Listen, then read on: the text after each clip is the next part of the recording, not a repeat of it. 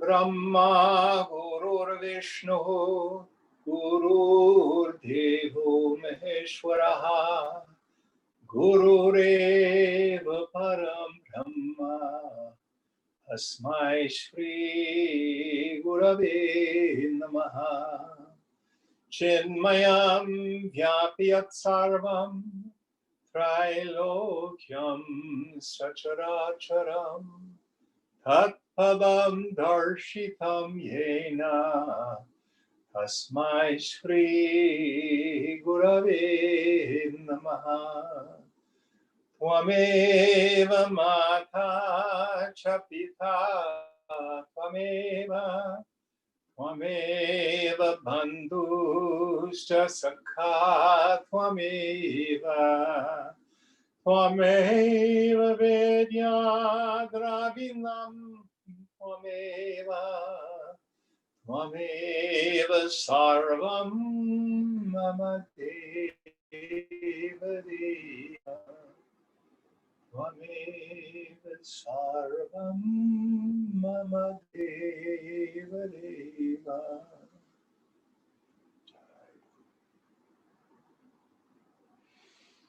Om Sahana Bhavatu Sahana Bhunaktu Sahaviryam Karavavahai Tejasvinavadhitamastu ma vidvishavahai. Om Shanti Shanti Shanti. So last week we started Gita. We had a little background information, and just to review a little bit things that are important. So Gita comes along and is revolutionary in the fact that the central character, Arjuna, is not a renunciate. He's not a monk. He's not a sannyasi. He doesn't run off to the Himalayas. He's a man of action, as Swamiji used to say. He's got a job. He's got a family. He's like you and me in that way. He's a householder. He's not even of the priest class. He's Kshatriya, he's a warrior. So Gita is a scripture that's written, Swamiji used to say, for the person of knowledge downtown. It's especially suited for those of us working in the world. So that it's great value in the entire canon of Vedanta literature. And it starts off in the first chapter. Of course, where it fits is it's almost smack dab in the middle of a larger epic poem, the Mahabharata, which I think is the longest poem in the world, at least that we have. It's 18 chapters smack dab in the middle. First chapter is, I kind of call it connective tissue. The battle's about ready to start, so we get a little bit of the backstory of what's going on before the teaching really happens. And we start off in the court of King Dhritarashtra, the blind old king. And how he got there is a long story, but basically the Pandavas should have gone to Gamblers Anonymous, but it wasn't around yet. So in a dice game, they lose their kingdom. And they're supposed to get it back, and the Kauravas say, nuts to you, we're keeping it.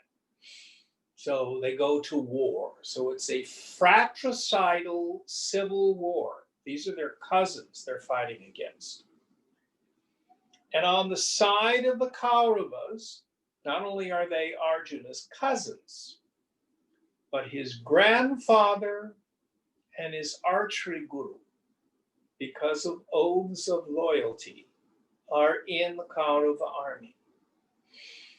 And in the beginning, he's acting as a man of knowledge, he says to Krishna, take me out between the two armies. Now, the clairvoyant sage Sanjaya is relating all this to the blind old king. So again, that's the larger context. So Krishna drives the chariot between the two armies. And he said, and then they say, so and so's got these conchas, and so have those conchas, and this bow and that bow, and this warrior here and that warrior with this standard. And so this is all just setting the scene. So the first teaching that comes out of Krishna's mouth is, look at these armies now arrayed. Now, the Battle of Kurukshetra, many scholars think it was a real battle. There was a real Krishna who lived in time and space. There was a real Arjuna, and they located where they think Kurukshetra is. So we have a historical understanding of it. But for you and me, we want to see the mystical symbolism of the Battle of Kurukshetra. And that occurs in our own hearts. That's the lower tendencies within our mind at war with the nobler tendencies within our mind. And this is where the real battle takes place. So here, Krishna says to Arjuna, who is the universal yogi, he's the spiritual everyman, spiritual every person, says, look. So that's our first instruction, is pay attention to what is going on. Notice when you're reactive. Notice repetitive patterns. Notice the things that come up, not just in our meditation, but in our daily life. Things like one of my favorite slogans, if you meet a jerk in the day, bad luck. If you meet 2 jerks, coincidence. But if you meet 3 jerks in the day, guess who's the jerk? So we need to pay attention. Look. So that's where we ended with the 25th verse in the first chapter last week. So Deepa, will you launch us forward? Sure. Should I start with 26? Yes, please. Okay. Give me a second.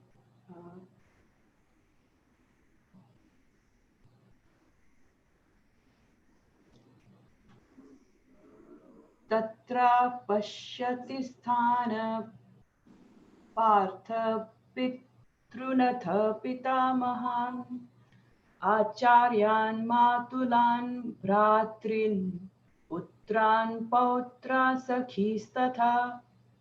And the English? Then Partha saw stationed there in both the armies fathers, grandfathers, teachers, maternal uncles, brothers, sons, grandsons, and friends too. So notice where his attention is focused. His attention is focused on people. And it's focused on his relationship with them. He is in the mind state of I-ness and my-ness.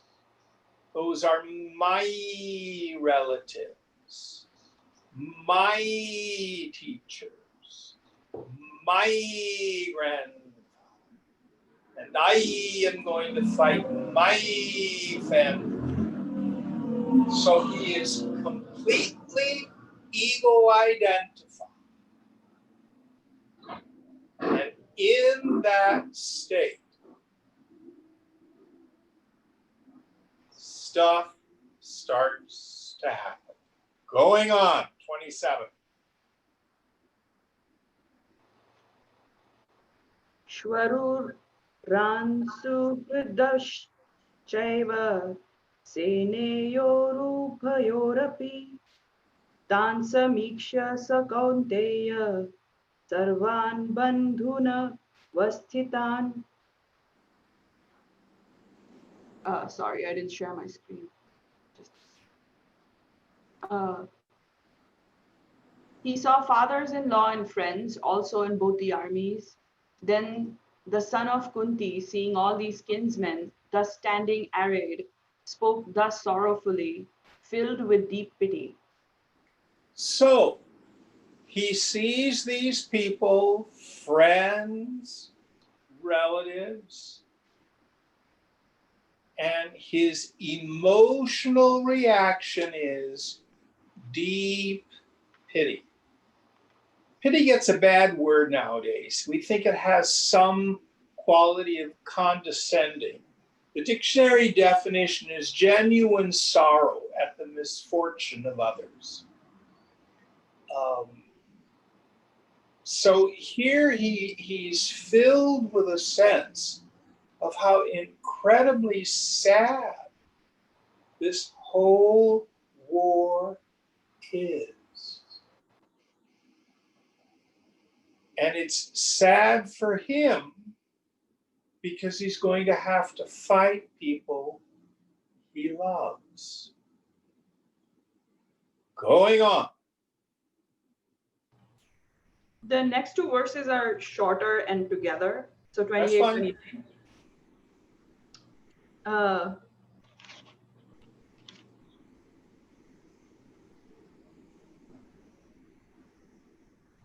and also there's an interesting line that I don't quite understand. So I'm just going to read everything. Kripaya paraya vishtu vishidanidam bravit. Arjunavacha drishtve swajanam Krishna yuyutsum samupasthitam sidanti mama gatrani mukham cha parishushati vepathuscha sharire me romaharshascha jayate. Seeing these my kinsmen, O Krishna, arrayed eager to fight, my limbs fail and my mouth is parched, my body quivers and my hair stand on end. So, what Arjuna has, well, let's back up a bit. So, Vyasa, our poet, is doing what Swamiji used to call word painting. Hang on. A very noisy vehicle.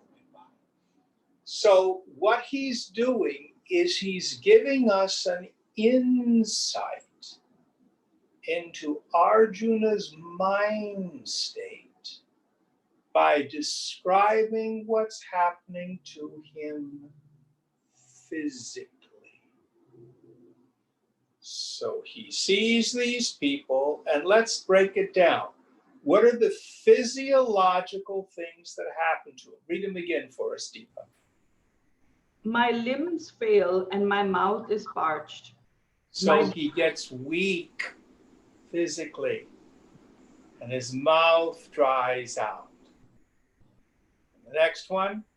My body quivers and my hair stand on end.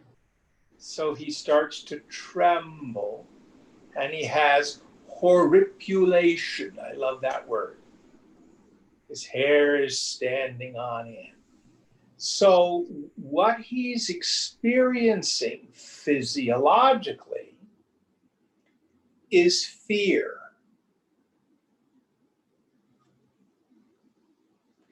One of the things I like to say is the body doesn't lie. I cannot tell you how many times I would go on stage to sing, And beforehand, I would think, no, I don't have any anxiety. I don't have any stage fright. And then my bowels would turn liquid and I would have to run to the toilet. And then I would laugh. Oh, that's right, Jim. You don't have any stage fright at all. That's why you've got this going on. Body doesn't lie. So whatever Arjuna is going to say, his body is saying fear. Not necessarily fear of dying, but fear of all sorts of stuff. And we'll take a look at that as it moves on. Next one, please.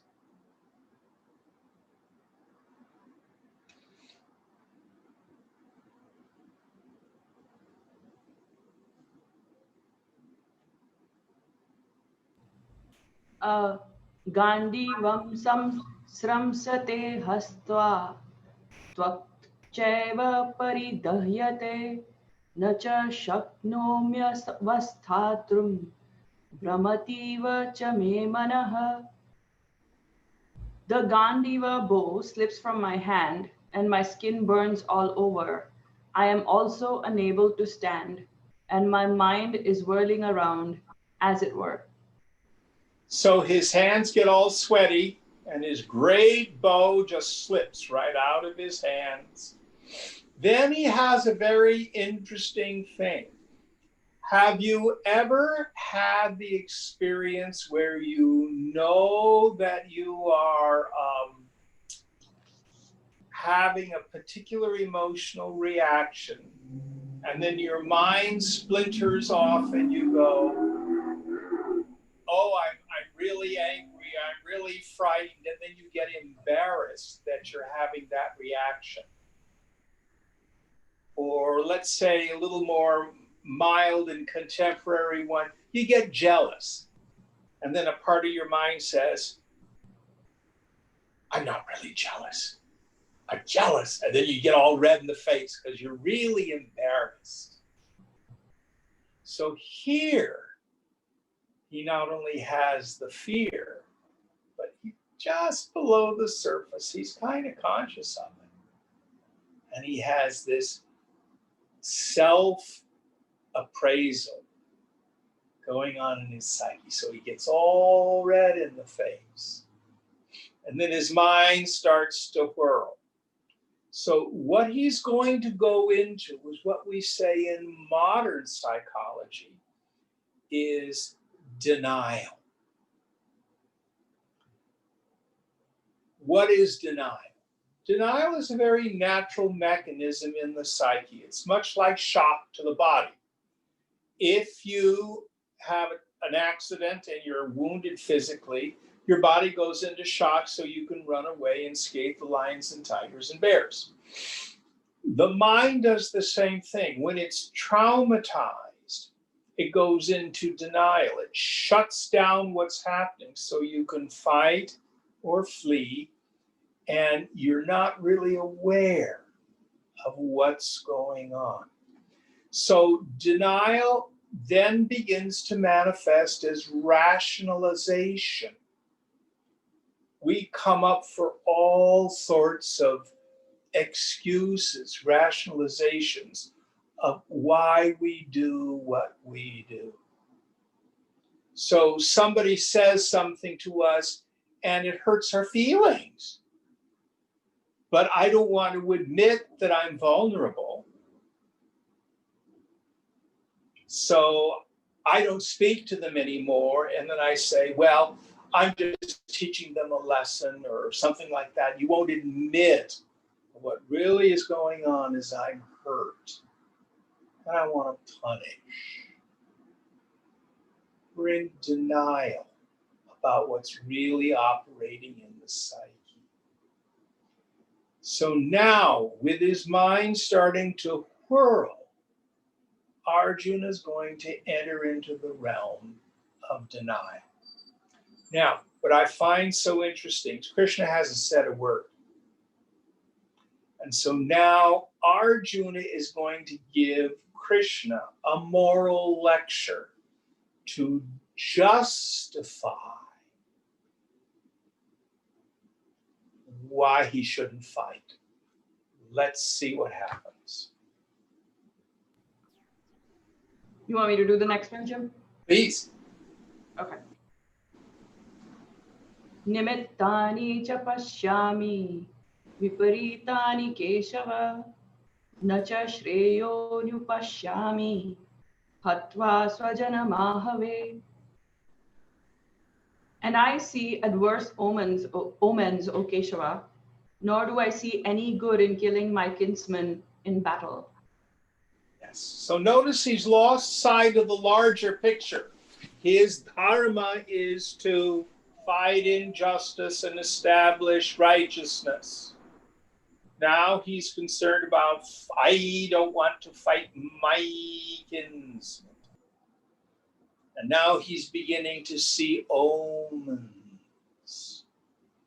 Oh, this doesn't feel right, Krishna.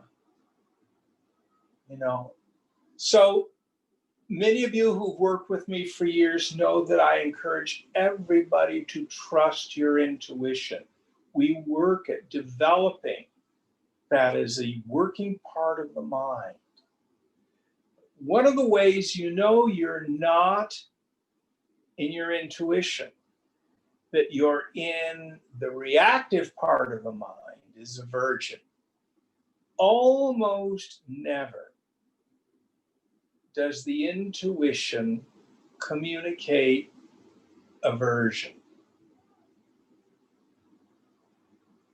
You know, I can't be here. They're the wrong person. I need to leave.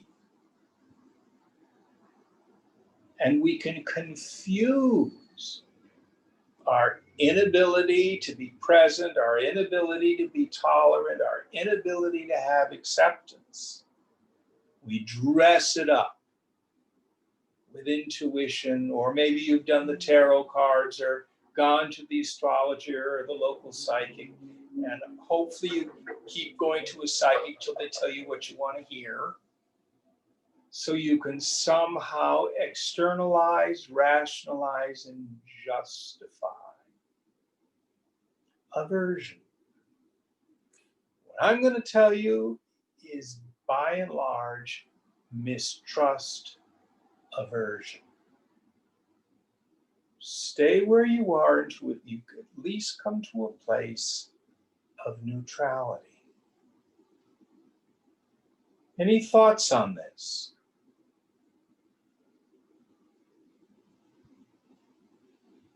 Jim, I have a question on this. Who is it? It's Fang. Hey, Jim. Hi, Fang. Hi. I have a question about the intuition side because let's say you go on a first date, for example, and you just feel like this isn't the person for you. Does that count as aversion, or is that just kind of something different? Well, you know, the Hebrew scriptures use the term still small voice. And I like that one. Our sense of rightness is there. On the surface, we have the screaming voices of, I must have it this way, I won't have it that way. So by and large, on a first date, the main thing that's probably going on is hormones. You know, do they smell right, basically? Pheromones. You know, and few young people are really looking at something deep.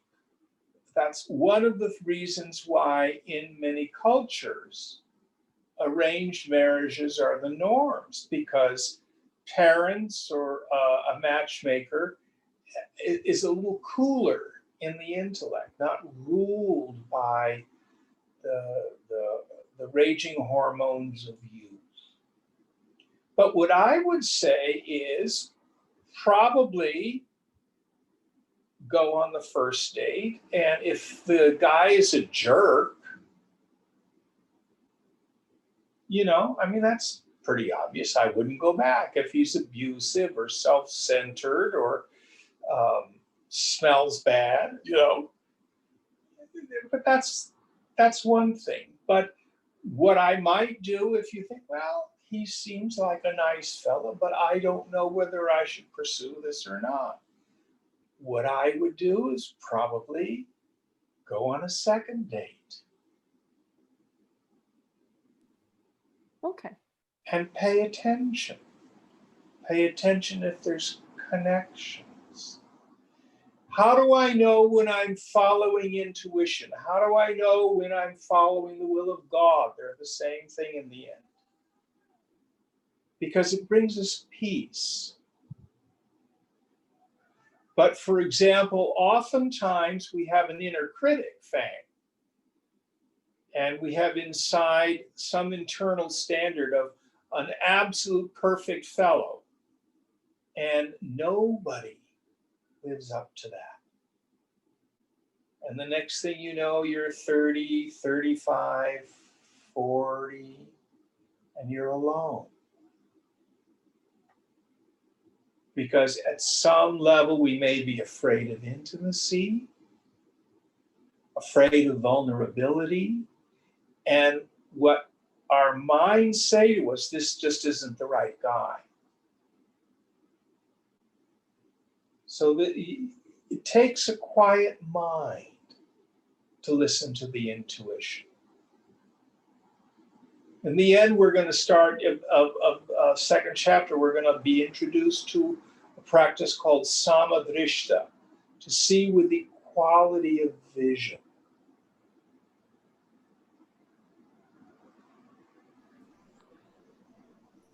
I was talking with a friend who entered into a monastic community. It was a Christian monastic community. And he said, one of the things I didn't realize is that overnight I ended up marrying 20 guys that I didn't even know. That doesn't mean he was sleeping with them. He wasn't. But he was in relationship in an intimate way, not with just one person, but 20. And you learn to love people. Swamiji used to laugh. He said, falling in love, you fall down. You want to rise in love. You want to learn to love. So I tend to tell people, take your time. Get to know someone. Because the marital bed is hot for a short period of time. Then it all cools. Doesn't mean you don't continue to have physical intimacy, but it's a lot different. And your partner should be your best friend. I don't know if that's useful, Fang. That is super helpful, Jim. Thank you. All right. So we're going to be dealing with denial. That's the next issue that comes up for Arjuna. Next verse, please. Jim, can I ask a quick clarification? Who's this? This is Vikas. Hi. Hi, Jim. So in just a clarification, in Arjuna's case, it's a version in the mind, because otherwise, if it was intuition, then his body would have been sending him some different signals, right? Is that another Probably. Way? We don't know. Okay. You still can have fear even though you're doing the right thing. Courage is not having fear be absent. Courage is being able to act even though you have fear. But that's not what he's doing. He's not saying to Krishna, Krishna, warrior though I am, I have fear.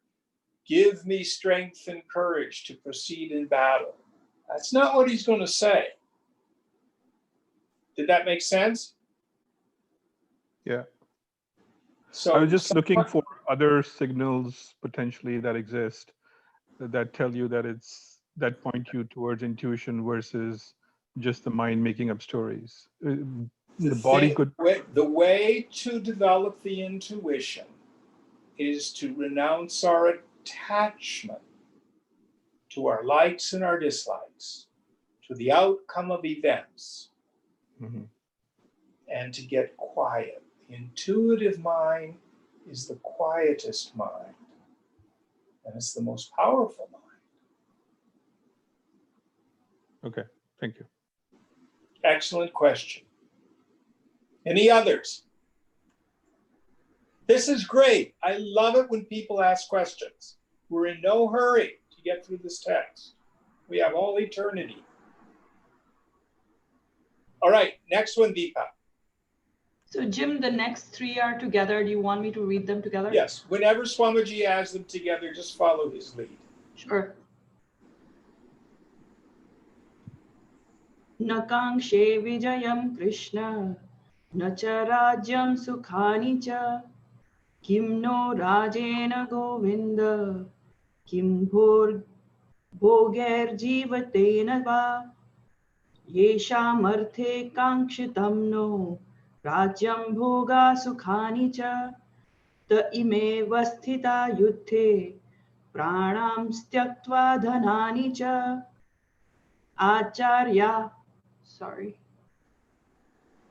आचार्या पितरः पुत्रास्तथैव च पितामहा मातुला श्वशुरा पौत्रा शाला सम्बन्धिनस्तथा. For I desire not victory, O Krishna. For I desire not victory, O Krishna, nor kingdom, nor pleasures. Of what avail is dominion to us, O Govinda? Of what avail are pleasures or even life itself? They for whose sake we desire kingdom, enjoyment and pleasures stand here in battle, having renounced life and wealth. Teachers, fathers, sons, and also grandfathers, maternal uncles, fathers-in-law, grandsons, brothers-in-law, and other relatives. That's the end of it, Jim. So, Arjuna starts out by telling a big, fat lie. I do not desire wealth or power or fame or victory. Bull pucky. So he's in denial about his own desires. He's a man of action. He's kingly. He's a warrior. It is his nature to want to win a battle. So he's feigning a humility that's not real. And it's a way to, again, try to justify. So what Arjuna is demonstrating to us is the very human tendency to hide a bad motive behind a good one. Jim, are you gossiping? No, I'm not gossiping. I don't gossip, but I just want you to understand this person. Really. See, I hide a bad motive behind a good one. Truth is, I gossip. See.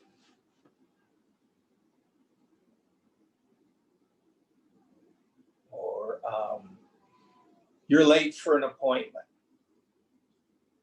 because you didn't plan well. And you walk and you say, oh, I'm so sorry, there was so much traffic and time just got away from me. And, no, I just didn't think you were important enough for me to plan. Well, we hide a bad motive behind a good one or a rationalization. So what Arjuna is doing here is coming up with excuses to not face his fear. Rationalization.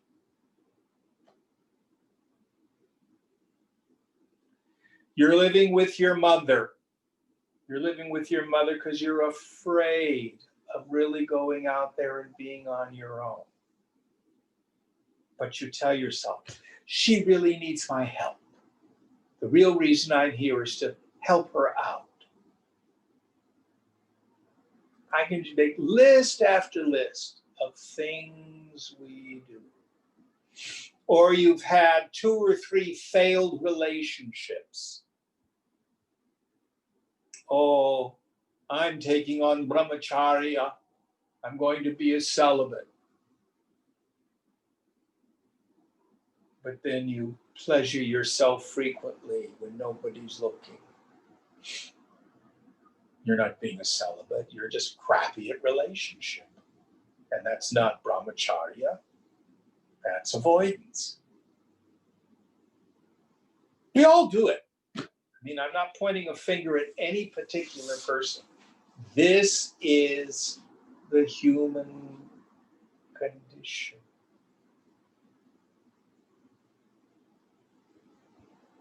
And this is where Arjuna is slipping into. So he's starting to doubt the efficacy, the virtue, the value of this war. Why? He's no longer seeing the big picture. He's focused on his little ego needs. Next one. Give me a second, Jim. Pardon me? I just need a second to bring it up. That's all right. We're in no hurry.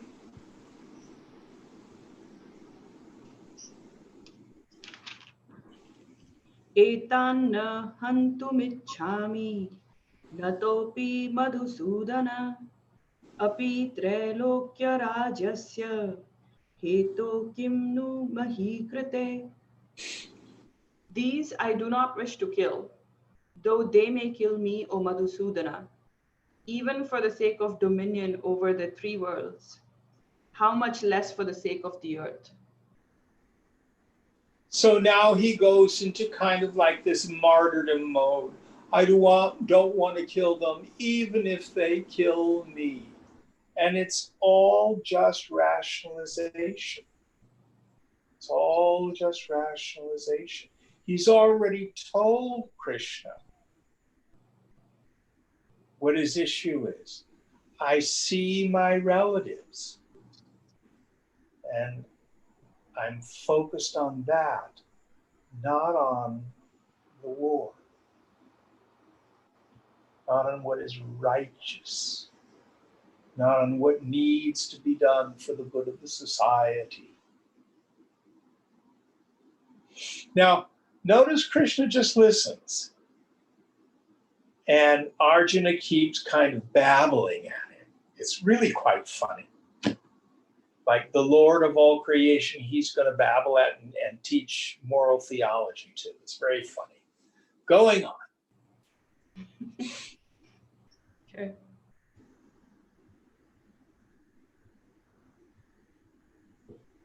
Nihatya dharta rashtrana kapriti sya janardana papamevashraye dasma anhatvetanatayina. Killing the sons of Dhritarashtra, what pleasure can be ours, O Janardana? Sin alone will be our gain by killing these felons. So now he's brought a theological issue into it. So not only will we not enjoy killing these people, but now I've decided that it will be papam, it will be sin. So we need to look at this whole idea of punya and papam. Punya means merit. Papam means sin. very different than the Judeo-Christian notion of these things. In Hinduism, if you do meritorious actions, punya, you build up good karma, which means in future lives, things are going to go good for you. If you do negative things, papa, you build negative karma and you'll come back as a lizard or something like that. That's the theory. Actually, for yogis, we want to subtleize these definitions. Punya is any action, gross or subtle, meaning either physical or mental action that we engage in, that contributes to quiescence of mind. Any action that we engage in that grossifies the mind, that agitates the mind, that's papa. So here he's saying that if we engage in battle with our cousins and our grandfathers and our teachers, it's going to bring agitation. And now again, he goes off into the world of moral theology, justify is going on.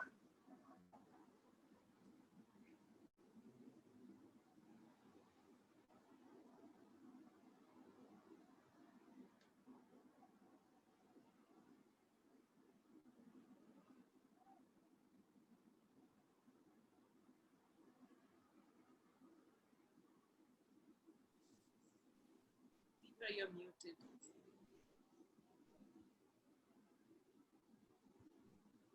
I think your mic's off, Deepa. Sorry. Yeah, I went through a whole verse there. My apologies. Yadyapetena pashyanti lobopahata chetasa kulakshya kritam dosham mitradrohe cha patakam katham na gyeyamasmabhi papadasma nivartitum kulakshaya kritam dosham prapashyadbhirjanardana. Though these, with their intelligence clouded by greed, see no evil in the destruction of the families in society, and no sin in their cruelty to friends, why should not we, who clearly see evil in the destruction of the family units, learn to turn away from this sin, O Janardana? So what he's saying has some kind of rationale. He's talking about family values, how important that is.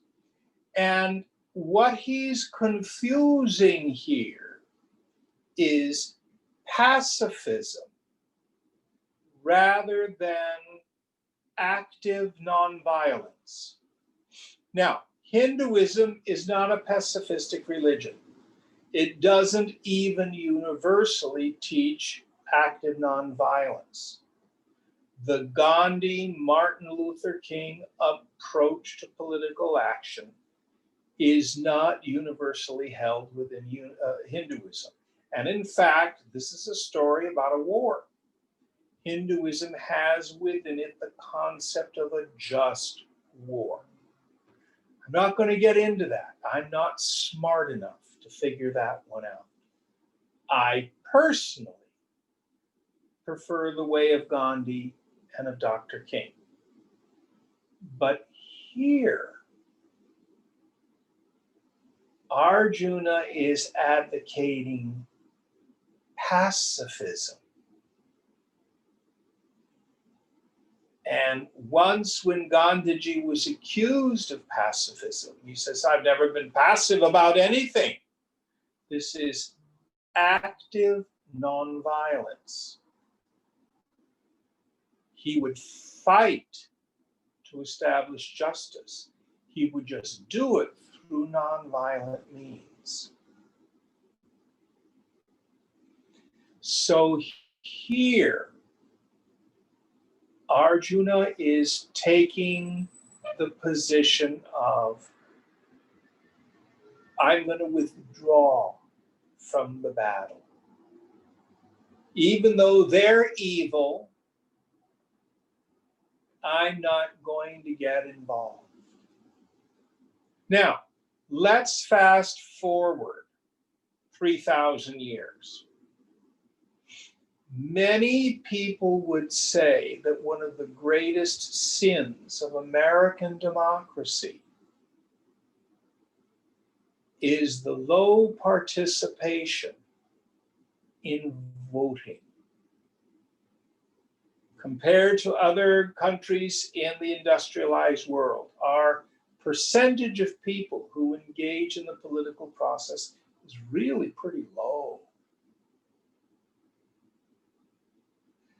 Because a lot of people get overwhelmed and frustrated, and their solution is pacifism.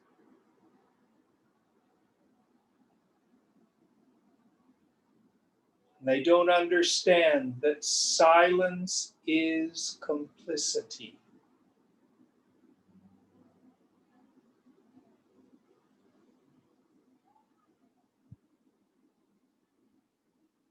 It is our duty to fight for justice. However you choose to see it. Personally, I would say, as a yogi, it's best to do so through non-violent means. Greatest of all non-violent actions you can take is to vote.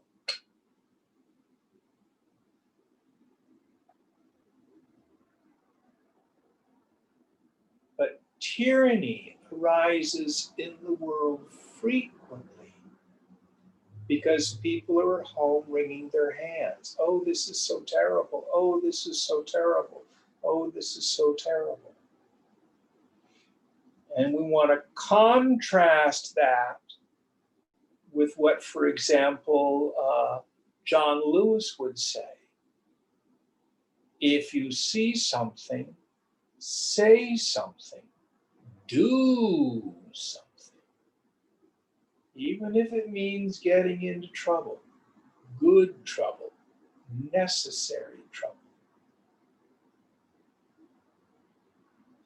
So Arjuna here says, even though they are unjust, even though the way in which they've chosen to rule is corrupt, I don't want to destroy the family. I don't want there to be problems or tension. So we're not going to fight. We're going to be passive.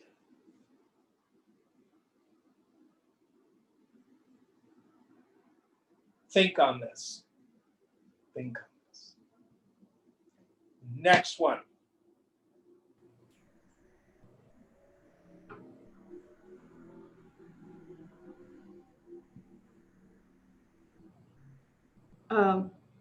कुलक्षये प्रणश्यन्ति कुलधर्मा सनातना धर्मे नष्टे कुलं कृत्स्न मधर्मोऽभिभवत्युत.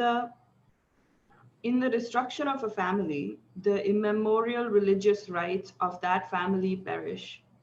On the destruction of spirituality, impiety overcomes the whole family. So here he's focusing now in his denial on a very narrow point, meaning the religious rituals that are done in a home to honor the ancestors. We're going to talk about what they call pinda, which are rice balls, which is part of the ritual to honor the ancestors, to keep various family structures in place. What a particular kind of family does ritually. Let me see if I can give a modern example.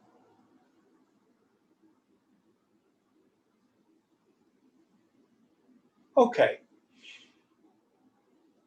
So someone goes to the Catholic Church and they think that their Catholic Church is the best Catholic Church because the ritual that's performed is the way they like it. The music is right. The priest does all the right gestures in all the right places, says all the words in the right places, and has no concern for larger religious issues. Care of the poor, social justice, living the Christian gospel on a daily basis, a life of prayer. All those things, they're hard. But you can focus on whether or not, when the priest elevates the host, does he do it above his shoulders or he do it at his shoulders? You know, it's minutia. It's minutia. But in the West, there are people who get all caught up in that. True story. A friend of mine, a liturgical musician, at her parish, a bishop of Oakland was visiting, and he was all concerned about how much water was mixed with the wine and the way, what they call it is a corporal, it's like a napkin, was properly or improperly folded. He did not address the deeper issues of the Christian life. And many of the same things go on in Hinduism.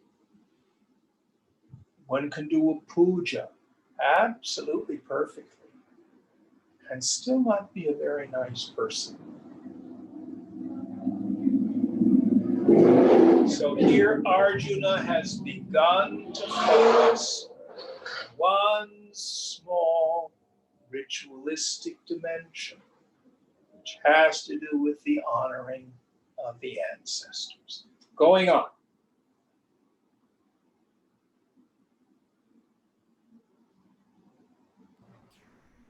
Can you hear me? Yes.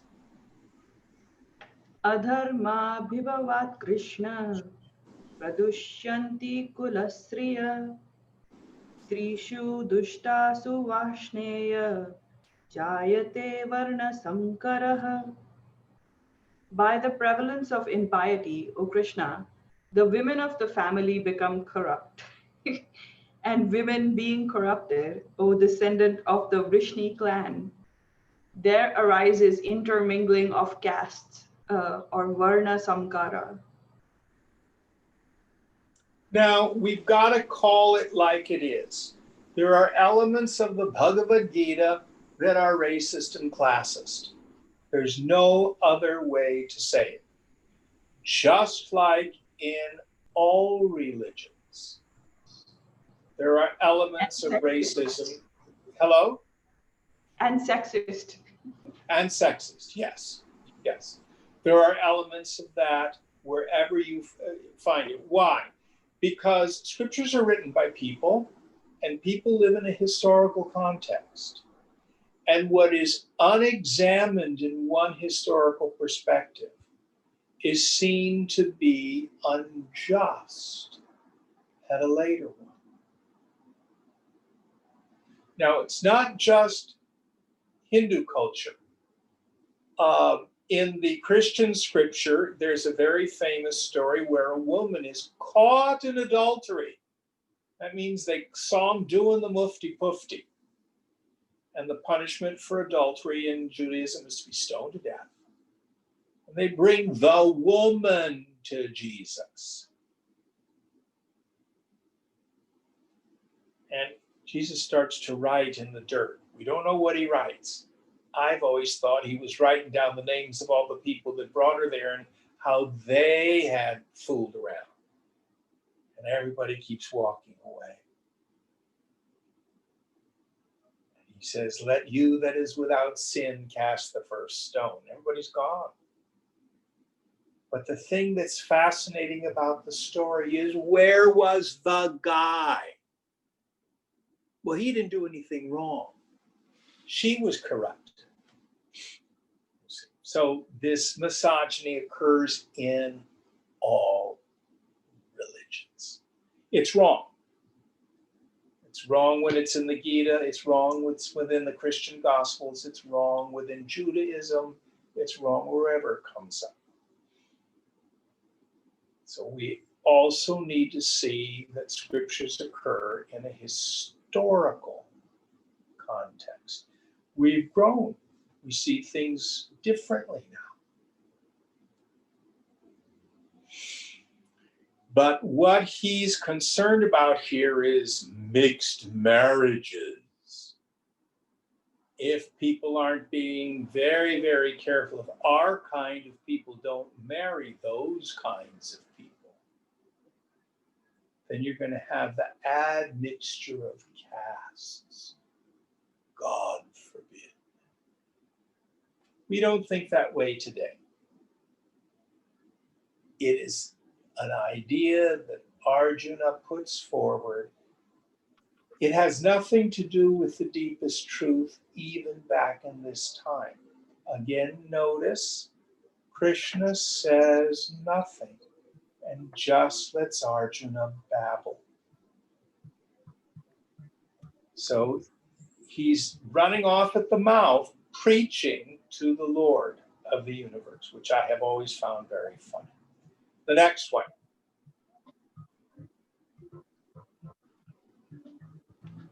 Verse 42. Sankaro narakayeva kulagnanam kulasya cha patanti pitaro yesham luptapindodakakriya. Confusion of castes leads the slayer of the family to hell. For their forefathers fall, deprived of the offerings of pinda, rice ball and water libations. So he's not going to fight this war because he's concerned about the ancestors not getting their rice balls. I think he's got some misplaced priorities here. And so does Krishna.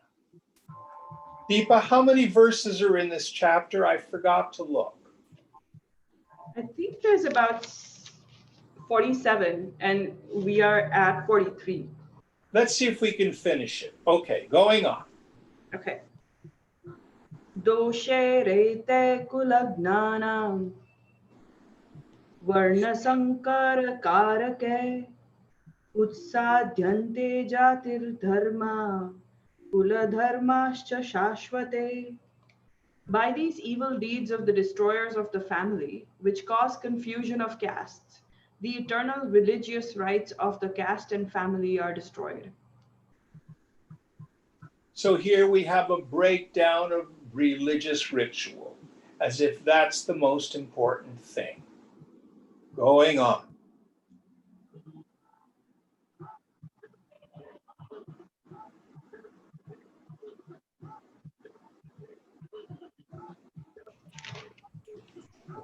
Utsanna kula dharmanam manushyanam janardana narake niyatam vaso bhavati tyanushruma.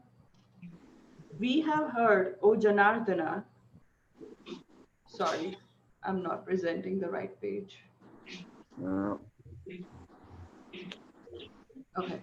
We have heard, O Janardana, that it is inevitable for those men in whose families the religious practices have been destroyed to dwell in hell for an unknown period of time.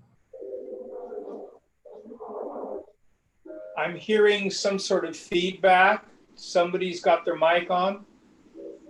So what he's again saying is that the religious rites will cause these bad effects, and people will go to some sort of a hell realm if they don't make sure the ancestors get their rice balls and the caste system stays pure. And that if I fight this war, that's what's going to happen.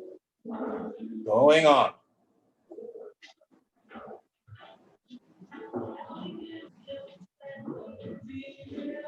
Can someone mute that person who's ever got background noise?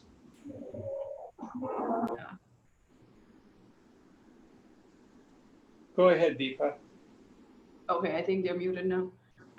Aho bat mahat papam kartum vyavasita vayam yadraja sukhalobhena hantum swajanam udyata. Alas, we are involved in a great sin in that we are prepared to kill our kinsmen from greed for the pleasures of the kingdom. Now, I thought he said he doesn't want to have greed for the pleasures of the kingdom. Now he's talking about greed for the pleasures of the kingdom. But what he's lost sight of is his initial purpose for fighting the war, which is to fight for justice and to put down injustice and corruption.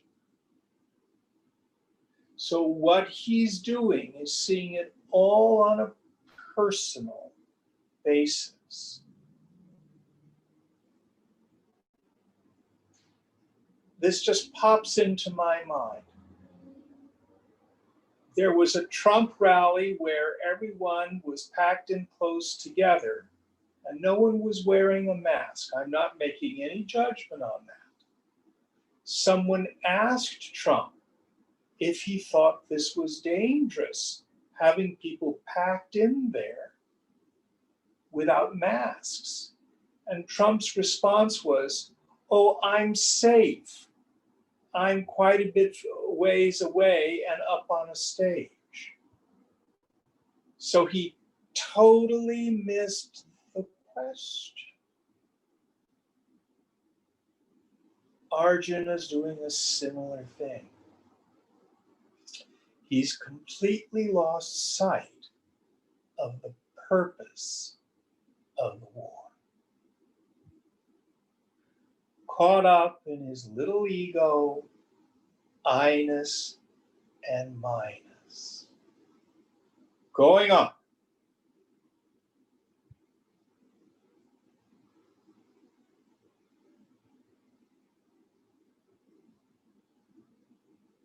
Think you're muted, Deepa.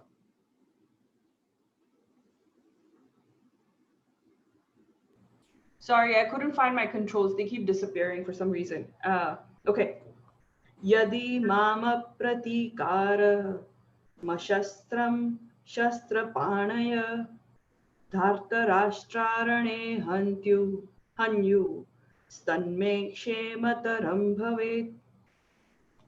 If the sons of Dhritarashtra, weapons in hand, slay me in battle, unresisting and unarmed, that would be better for me.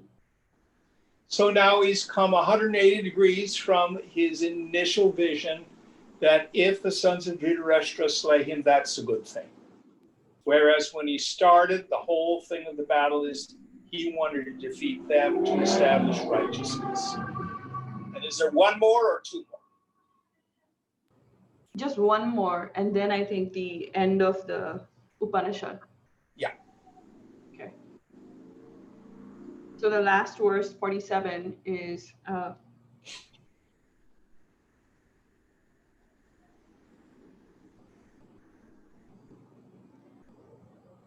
Eva Muktvarjuna Samkhe Rathopastha Upavishat Visrijya Sasharam Chapam Shokasam Vigna Manasa.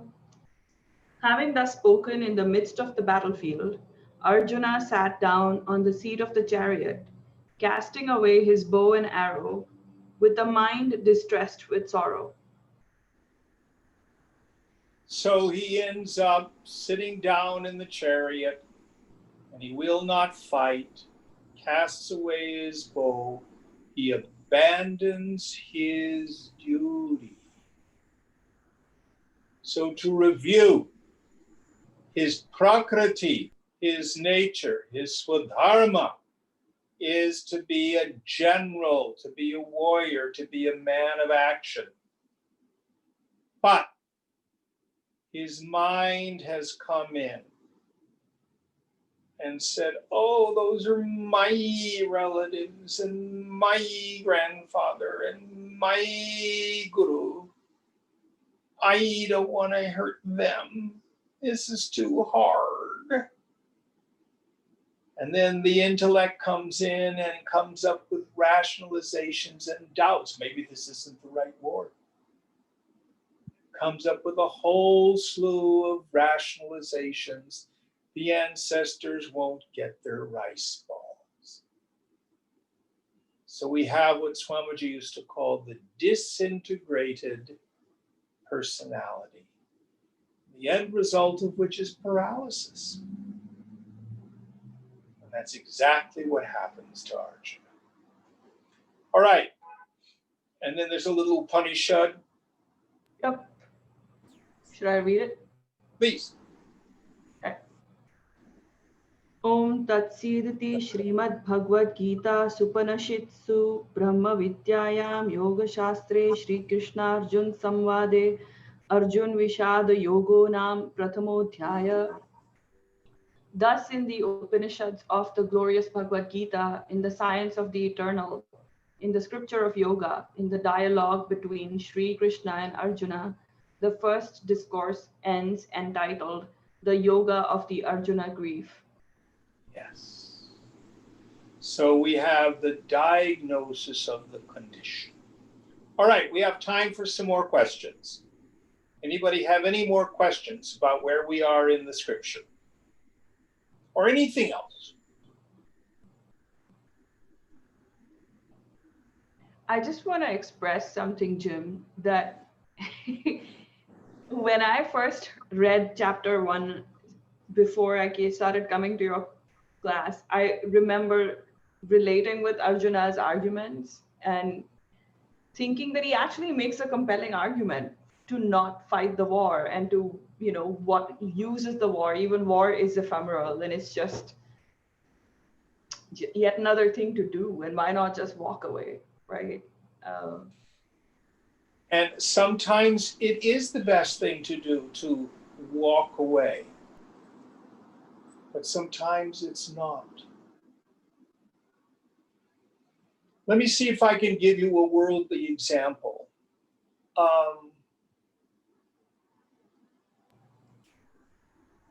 What if you were aware that neighbors in your apartment house were physically abusing a child?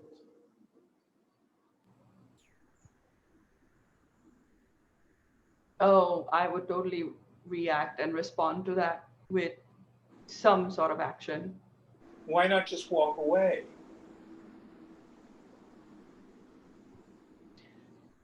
Because that is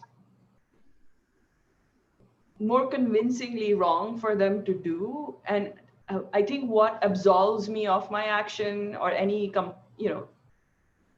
confusion about it is that I have nothing to gain from it. Or maybe I do some amount of peace of mind, but it's really in the interest of another. But when It's wrong. Abusing children is wrong. Right. That's the point. Do you see? Yeah. It's really quite clear. Fight against injustice. But then when is it, I think I think my confusion is, when is it okay to inflict harm on someone? Like violence, use violence.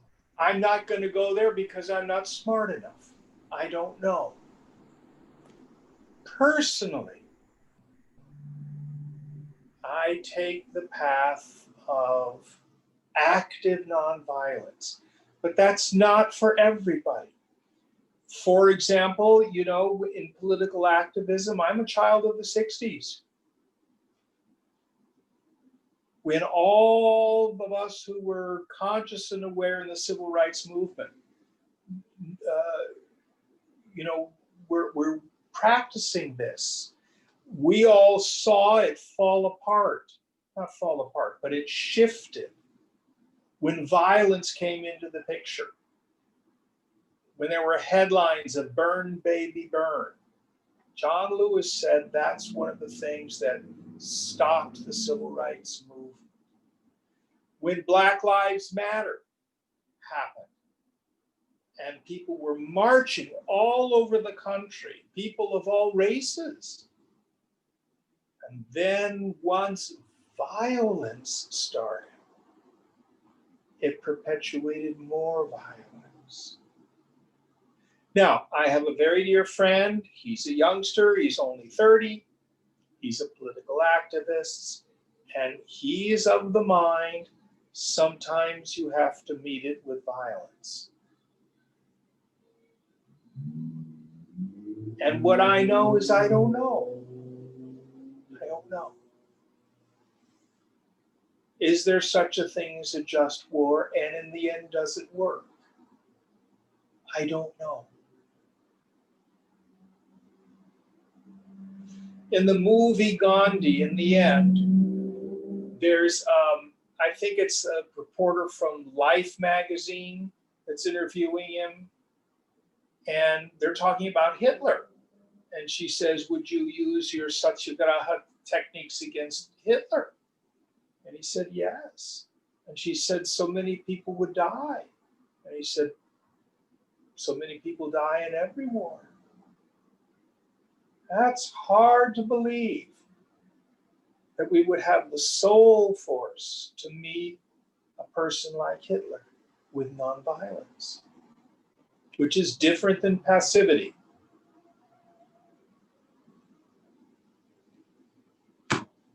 I don't know. Her conclusion was the world's not ready for Gandhi.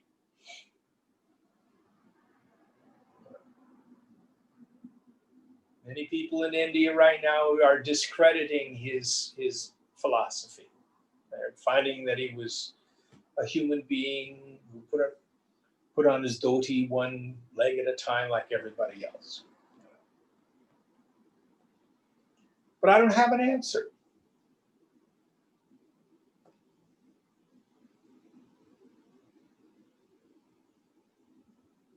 I don't know if that's at all helpful.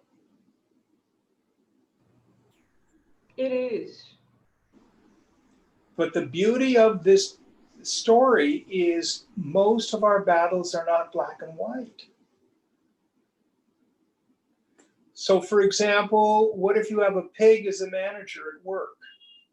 Do you fight him, or do you just keep your mouth shut and keep your head down?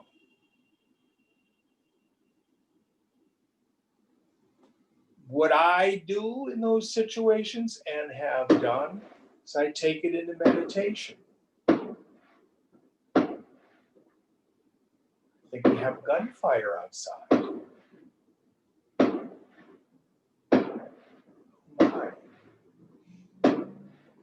And I ask my highest mind, my deepest intuition, what's the best action? But the thing is, you want to seek justice, establish righteousness, not get my piece of it, or get back at people who are unjust to me. Think of a larger picture. It's not easy. Not easy. Anyone else want to contribute to the discussion? And then we'll meditate. Oh, sorry, Jim. I Go have ahead. a quick question, which is kind of on the question of Swadharma as well. Maybe this is also a gray area, but what if someone's Swadharma is not a good one in the sense that, I mean, I ask because you know how we talked about there's no enjoyer and no doer ultimately, right? Because who's There's doing? no what? There's no doer or enjoyer ultimately, right? All right. So then in that case, what if somebody, and this is true, some people, for example, are born with, I would take an extreme example, right? But let's say somebody's born with pedophilic tendencies and they No can't. one is born with pedophilic tendencies. They're taught Okay. it. Okay, so sorry. I mean, but let's say they have those tendencies for whatever reason. Do we blame them? Because I mean, it's not really their fault that they have. And is that their swadharma for this life? I mean, I guess you can say that's karma, right? Well, what I would say, and I have worked with people who have pedophilic fantasies. And first of all, my experience is that hurt people, almost without exception. Every pedophile is himself, vast majority are men, a victim of pedophilia. So this kind of hardwiring happens. So they're the victims who become the perpetrators. So the first thing is we want to see them as very sick people, not evil. That's the first thing. Vedanta would say there are evil deeds, there are no evil people. You hold people accountable for their deeds. Yoga never says not to hold people accountable. Someone once asked the Dalai Lama, do you have prisons and jails in Tibet? Did you back when the Tibetans were there? He says, of course we did. He says, well, isn't that punishment? He says, we didn't do it for punishment. We did it to protect people from themselves and from the society, so they wouldn't continue to perpetuate negative karmas on themselves and others. Very different viewpoint. And there's always redemption. There's always, people change. So this one fellow I'm thinking about, who confessed to me that he had pedophilic fantasies, he found non-harming ways to deal with it. He was quite gifted as a painter. So he painted.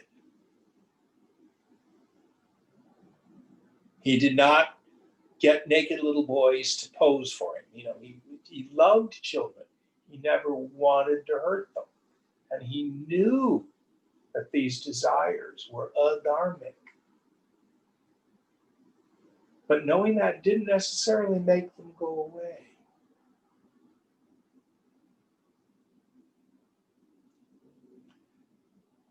Is that helpful, Fang? That was helpful. So I guess the Swadharma then, because you're saying Arjuna, his Swadharma is to be a man of action and a soldier. So let's take Hitler then, right? Was his Swadharma to be a dictator and a how does that work? Yes, that was his Swadharma. You know how I knew it? Because that's what he did. So our Swadharma is not always of value and good for the society. Now, just because it's your Swadharma doesn't mean you don't reap the inevitable results of it. But for example, let's say you're a drug addict and you lie, cheat, and steal because you're a drug addict. And if you suffer enough, you get into recovery. And then you learn, okay, I'm always going to be a drug addict. It means I have the mind of a drug addict. Once I start to use drugs, I'm off to the races. The only physical treatment is abstinence. And I need to have a spiritual life so that the cause of it all, the lying, the cheating, the stealing, etc., doesn't get in my way. Just because those tendencies are there doesn't mean we act on them.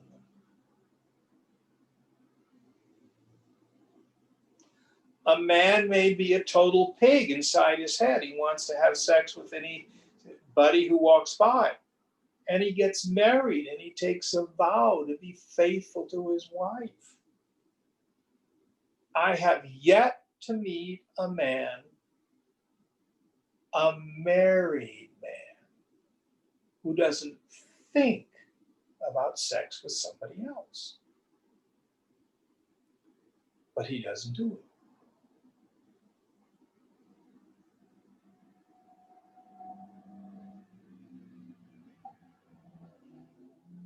Is that helpful?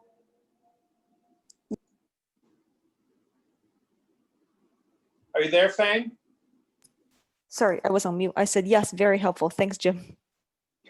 All right, we're almost out of time. We'll have a short meditation tonight. I'm sorry, but I think these were good questions.